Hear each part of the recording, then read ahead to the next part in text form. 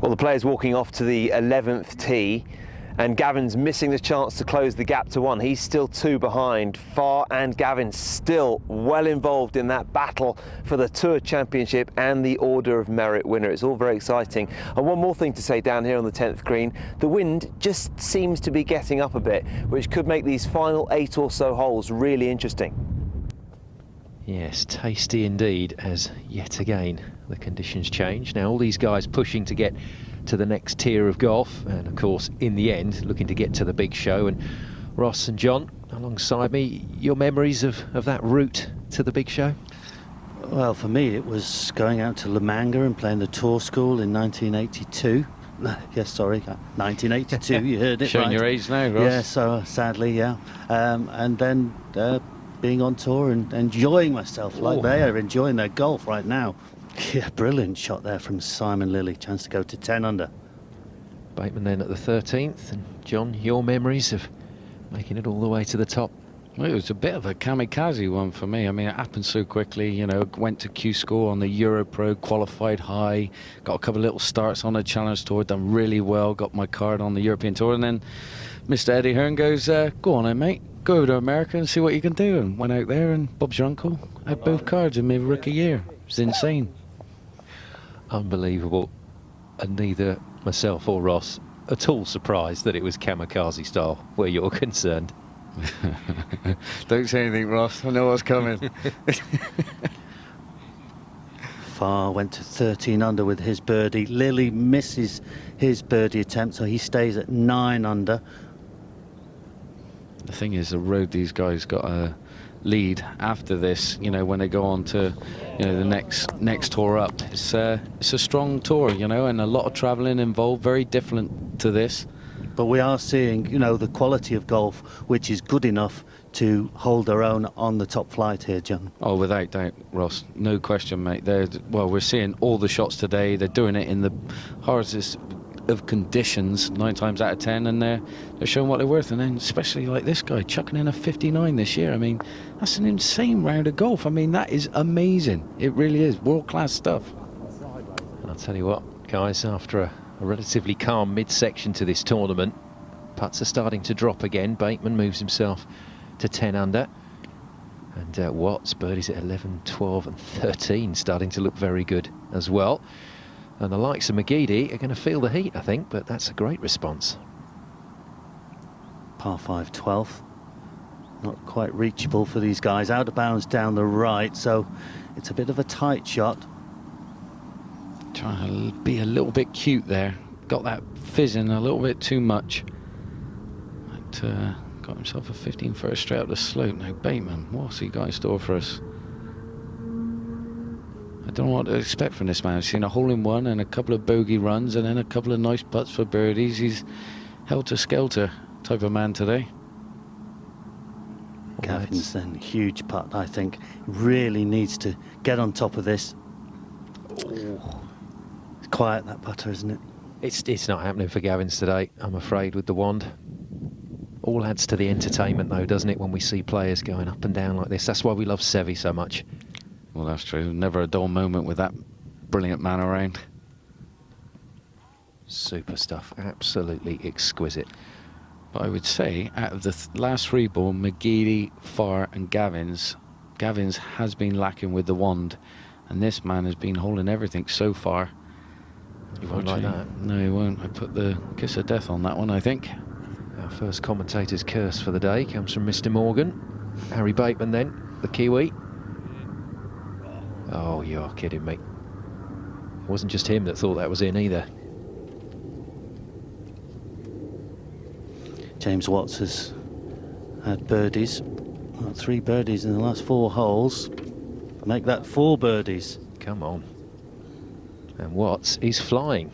Talking of which, let's take a look at the 18th from overhead. Yeah, it's going to be a good hole, this finishing hole. 457 yards. Quite narrow from the tee.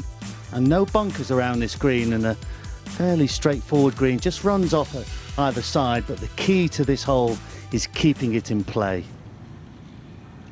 Yes, and if Richard Wallace can keep it in play, then he will be the man to post a number in the clubhouse. And I guess this is the opportune time to ask you, gentlemen, what's going to win it today? Oh my goodness. I mean, it's hard to call, really. I mean, like Tony was saying, he's just felt the wind picking up coming into the back nine, and that's going to dominate the ball so much more. I mean, and they're going to question the players coming in on long drives with thick rough everywhere. I mean, I'd say double figures is going to have it, but I think a couple of drop shots along the way will definitely be coming. It's almost like the front nine with the wind direction was where you needed to make your score, and the back nine's where you hold on. What a way to hold on from Gavin's. Well, we talk about the simplicity of Ollie Farr's swing, moved himself to 13 under, and I must say over the last couple of days coming into this final round, the control of his golf ball has been quite superb. You can definitely see it, even by the spin, how it reacts on the green. You can tell the way, the shape he's hit into the green, and the flight of it, like Ross was saying, is very important. You know, you can tell, you know, striking ability is fantastic. I mean, look at that for strike. I mean, backspin, anytime you get backspin, you know you've caught a cracker. Well, I think Wallace needs 10 under to keep his hopes alive in terms of the order of merit. Battling for that top 5 spot. Needs this to drop. Well, I hate to say it, but putts like that can sometimes make or break a season. Yeah, it could come down to one shot. Oh, it's been so close with the putter. +4 handicap when he turned pro, the lowest ever from a Shropshire man. And considering the Shropshire men about on the golf courses, that ain't bad. Well, considering what the likes of Sandy Lyle, Ian Woosnam, Phil Parkin, former winner. Wallace doesn't make it to 10 under, but not a bad effort, John. No, that's a great effort. Well, we're just at the back of the 18th green at the moment. So much excitement and drama this week based around those 5 order of merit positions that qualify for the Challenge Tour.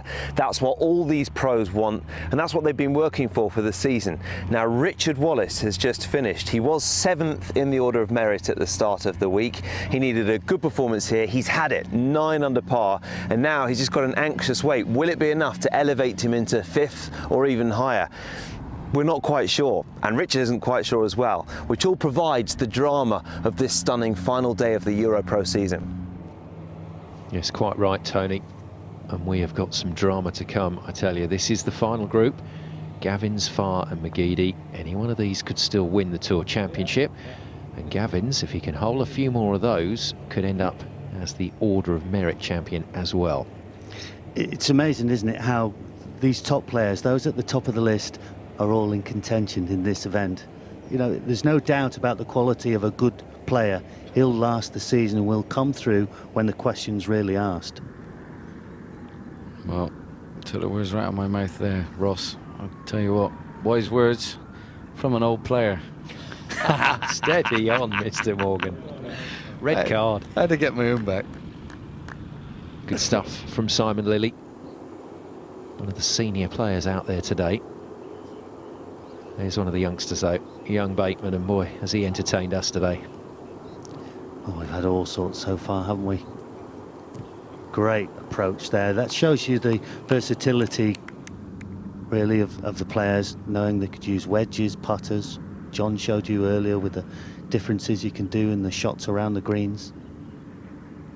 Yeah, that's the trick with these type of golf courses. You've got to be prepared for everything. I mean, that's a great shot by McGeady. He's really turning it on. I mean, as you can see, Farr's ball was very close. Now, what's Gavin's got in store for us? Oh, it looks a bit hot. Come back off. Oh, look at this. He'll take that.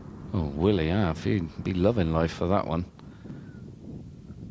What birdie opportunity. That is stunning, quite stunning from James Watts, and he has blitzed this back nine here at Prince's. That is an absolute cracking putt, and look at that. He cannot get that grin off his face. Loving it. Not surprised that moves him up into second spot as we look at the 16th hole. This is one of those holes you've earmarked as a possible birdie chance. Maybe a long iron off the tee to avoid those bunkers on right and left. And then it's quite a smallish target for a short hole, but you have to be precise. 2 pot bunkers on the left, wary. And you see a poor tee shot from Bateman, and he's found this massive bunker down the right-hand side. Manages to get that out in play.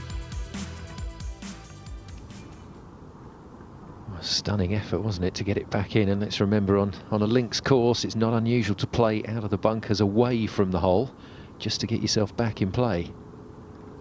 Yeah, I mean, we've seen that time and time again when it comes to the Open Championship. How many times we see the top players having to play it backwards or even hit it back into the bunker, you know, just to give them a shot out. I mean, it is fantastic. That's brilliant links goal for you. Far tickles another one past, but he's putted with supreme confidence today. That's why he's on 13 under. That's why he leads. And this could be a big move. Here we go to get to 12 under, right behind Far. Oh, just down the left. He's missed all his putts. The putts he's missed have all been down the left-hand side, Ross. That comes from the movement then, obviously, in the bottom of his body, his knees and his shoulders, just rotating through the hit. No, it's true. I think Simon Lilly becomes the next candidate to post a really challenging clubhouse score. Wallace at the moment is the man to beat, but all of these guys out on the course looking good for that. Well, McGeady needs to hold some putts, and up straight left, straight away. Move straight away. First foot. Drifted over and stayed there. Par putt then, having found that enormous bunker down the right-hand side. 16. So that's another drop shot. It's been a real up and down round for Bateman today.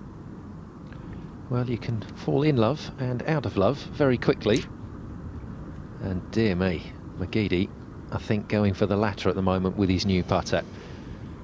Well, that's a lapse of concentration there. McGeady, that is bread and butter, 9 times out of 10, especially on these greens. Well, Farr and Gavins went on to make par, but look at Paul Reed, 66 for 10 under. The man from Bristol and Clifton is the leader in the clubhouse, but Oliver Farr still the leader out on the course. Now then, on day 2, in the wind and rain, Spoony spoke to Director of Golf, Rob McGurk. Obviously, Princes are supporting the EuroPro Tour this week. How important do you think it is to support the development tours? Oh, very much so. I mean, I grew up on the EuroPro. I played on my golf before I got on the Challenge Tour. My brothers played in it as well. And you see so many famous people who come through. I mean, notably last week, Scott Jameson, obviously, he almost won, shot 16 European Tour, and he won the last EuroPro that was held here. So it's very, very important, and my family likes supporting the upcoming young professionals. So. Gene Sarazen, one of the most famous golfers of all time. Tell us a little bit more about the relationship between Gene Sarazen and Princes. Well, Gene Sarazen, obviously, he's the first professional golfer to win the Grand Slam, and he was notoriously a very poor bunker player, as they all were in those days, because they never raked the bunkers. The ball went in there were footprints, all sorts in there. So he worked out that whenever he was a keen flyer, whenever he went flying, he noticed that whenever he pulled the back on the lever, the tail went down and the plane went up. So he thought if he put a tail on a sand wedge, the sand wedge would cut through the sand better, so it would actually create bounce. That's where he got the bounce angle from. So he spent months before the Open in 1932 working on this sand wedge, grinding away at it, and he took it here in 32, and he ended up winning the Open by a considerable margin. But he put the club in his bag upside down so nobody could copy it. And since that day, that was the birth of the modern sand wedge, which he kindly donated to the club in 1993, along with the 3-wood that he used in the tournament as well. Now, you've already mentioned some legends of the golf game, Gene Sarazen and yourself and your brother Francis, or your legends of the EuroPro Tour. Yeah.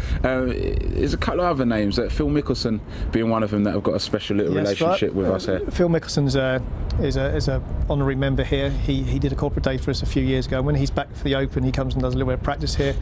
Podrick Harrington's also another honorary member. He had a corporate day for us here in June and did a lot of stuff with the Sarazen sand wedge, talking about the wedge, because Sarazen never moved away from Wilson as his manufacturer of choice at the time, and obviously Harrington's still with Wilson. So and we got a couple of the Kent cricketers who are also honorary members here. So yeah, very fortunate. Nice one. Where's my honorary membership?